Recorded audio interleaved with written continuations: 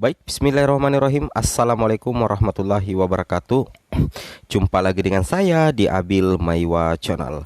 Jadi teman-teman, channel ini merupakan channel pendidikan tempat kita berbagi tentang aplikasi pendidikan, Microsoft Office, serta tips dan triks komputer. Jadi pada video kali ini Bapak Ibu ya, kembali lagi admin akan mencoba ya mengupdate informasi terbaru terkait P3K Guru di tahun 2022. Yang mana di sini ada info mendesak ya bagi pelamar P1, P2, P3, P4 terkait status verbal ijazah ya wajib dari pemeriksaan menjadi verbal selesai. Apakah menggunakan metode API atau metode upload? Yang jelasnya intinya ketika status verbal Bapak Ibu itu masih pemeriksaan, berarti itu masih dalam kategori belum aman Bapak Ibu ya. Yang aman itu apabila sudah verbal selesai atau verbal dikunci. Seperti itu Bapak Ibu ya. Tapi sebelum kita lanjut, bagi rekan-rekan guru yang baru menemukan channel ini, silahkan tekan tombol subscribe ya dan aktifkan lonceng notifikasi agar setiap hari Bapak Ibu bisa mendapatkan update informasi terbaru dari kami. Baik, kita langsung saja to the point ke informasinya.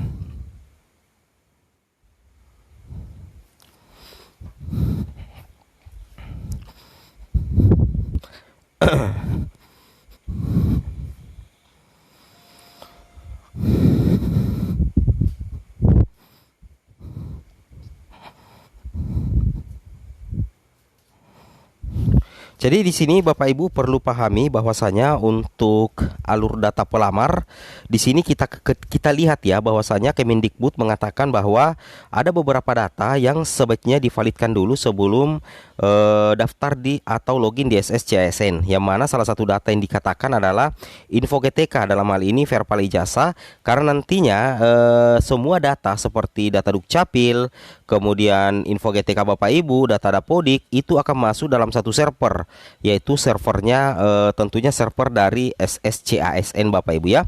Karena dari data-data tersebut baik itu sinkronisasi NIK, kemudian data verbal ijazah dan data Dapodik, itu nantinya SSCASN mampu memetakan atau mampu mendeteksi bahwasanya Bapak Ibu itu adalah pelamar P1, pelamar P2, pelamar P3 ataupun pelamar umum.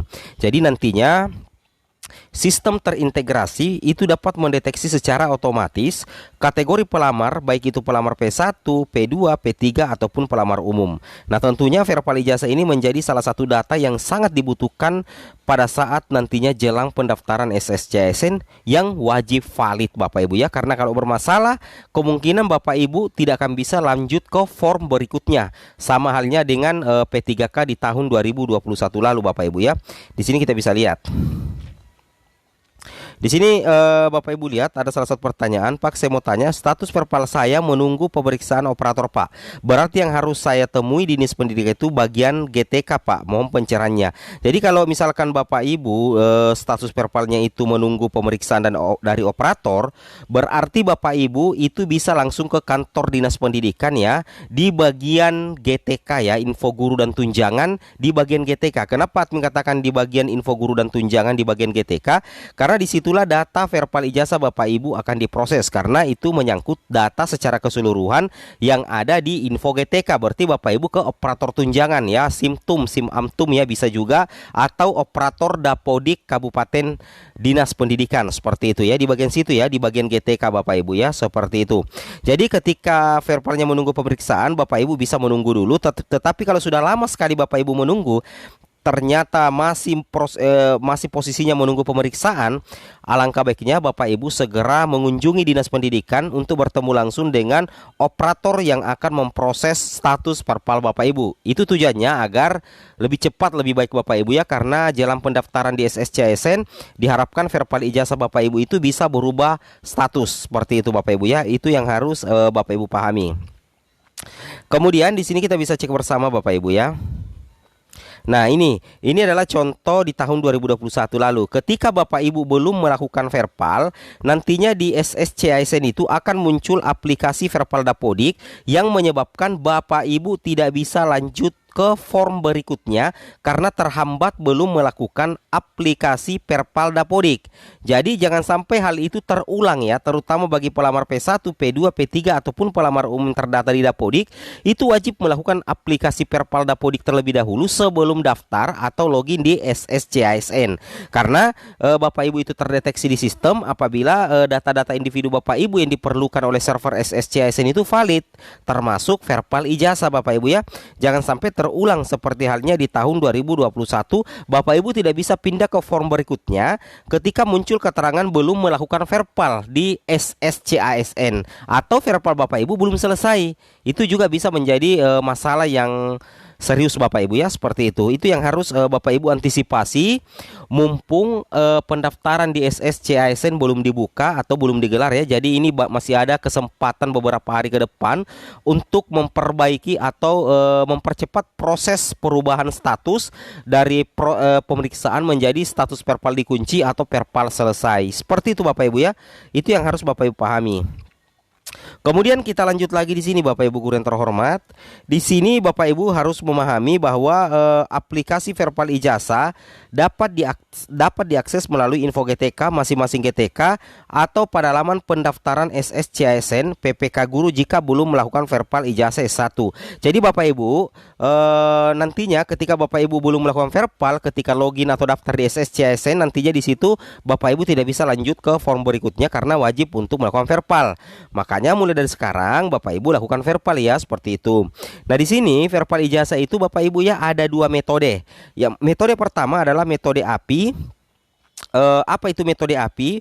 Metode API adalah menggunakan referensi dari PD Dikti. Selama nama perguruan tinggi prodi dan NIM terisi benar dan terdata pada PD Dikti, metode API secara sistem terverifikasi sehingga tidak memerlukan waktu, berbeda dengan metode upload. Ya, jadi kalau misalkan ijazah Bapak Ibu itu sudah terisi dengan baik dan benar di PD Dikti ataupun di sivil, maka secara otomatis nantinya di info GTK Bapak Ibu itu akan muncul metode API. Jadi Bapak Ibu tidak perlu untuk mengupload ijazah asli. Nah, berbeda kalau metode upload. Metode upload dilakukan ketika data kualifikasi GTK tidak ditemukan pada PD Dikti. Dengan cara upload dokumen untuk metode ini memerlukan waktu verifikasi kesesuaian dokumen oleh admin. Nah, yang paling lama di sini adalah metode upload karena Bapak Ibu harus mengupload ijazah S1 Bapak Ibu yang asli karena data perguruan tinggi Bapak Ibu itu tidak terbaca di PD Dikti, sehingga wajib melakukan metode upload. Nah, kelemahan metode upload itu Bapak Ibu ya, itu lama terproses. Oleh karena itu untuk lebih mempercepat, Bapak Ibu bisa menghubungi operator di Dinas Pendidikan yang menangani terkait Perpal ya, Perpal ijazah, seperti itu ya. Oke, kami pernah mengalami hal ini Bapak Ibu ya, yang PNS kemarin itu diwajibkan untuk menghadap ke Dinas Pendidikan agar mempercepat proses Perpal. Jadi perlu Bapak Ibu ketahui, bukan cuman honorer saja yang disuruh Perpal ijazah, tetapi guru PNS pun dan guru yang sudah terangkat P3K wajib tetap untuk melakukan Perpal ijazah. Seperti itu ya. Sorry.